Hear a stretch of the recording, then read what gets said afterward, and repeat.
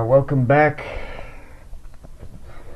I've been reading a very long romance novel from the 80s, and let's see here. I left off at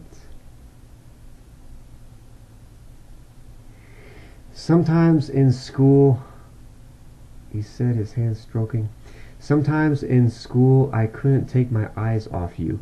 I'd be up in front of that silly class talking about poetry when all I could think of was holding you, touching you, kissing you, just kissing you from head to foot, kissing you all over.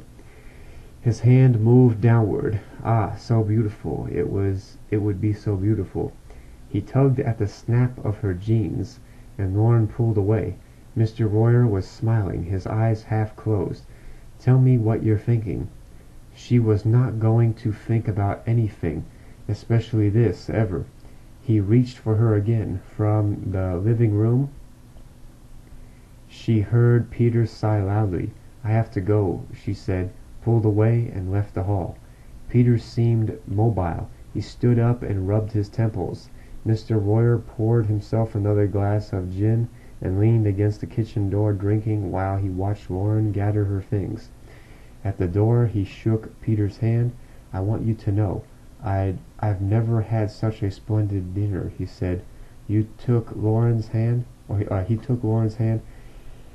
pressed it to his lips. His mouth was wet. "Good night, fair lady." Lauren kept her eyes moving across his face so she wouldn't have to look too long at any one spot. As the door closed behind them, she wiped her hand on the seat of her pants.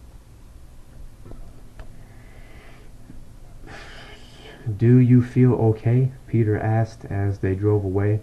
"You're awfully quiet. Are you all right? Are you all right?" Peter rubbed his hands along the steering wheel. "Yeah, I guess. I kind of lost it there for a while. I'll stick to grass from now on." He stopped for a light and turned to look at her. "Listen, how long was I out?" "I don't know. 10 minutes?" He hesitated. The light changed, and he pushed the van into gear. "Listen, Lauren, he didn't try anything funny with you, did he?" Everybody knew everything but her. God, wait a minute, what was that? Everybody knew everything but her. God, she was stupid. God, she was young. "No," she said, "it wasn't funny at all." Peter smiled, relieved.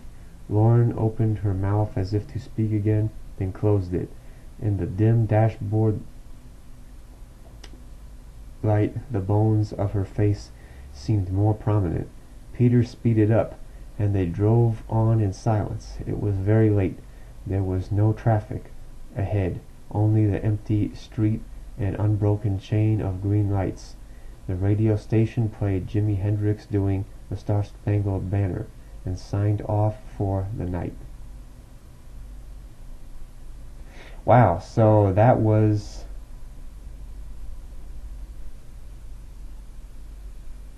the end of that article. This is just this other thing that's next to this.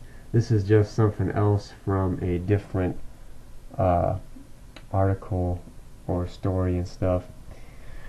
Wow, so that was the end of that. This is just some old school pregnancy tests from the 80s. And on this other page, this is some other advertisements and commercials and stuff. So wow, after reading this romance article or story from this real old magazine, I can say that I don't know. I mean, I guess I thought it was kind of interesting. It was kind of neat. I don't think I've ever read romance before, so yeah.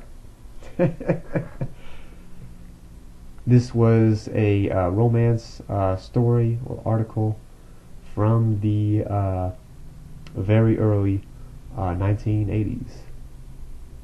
See ya.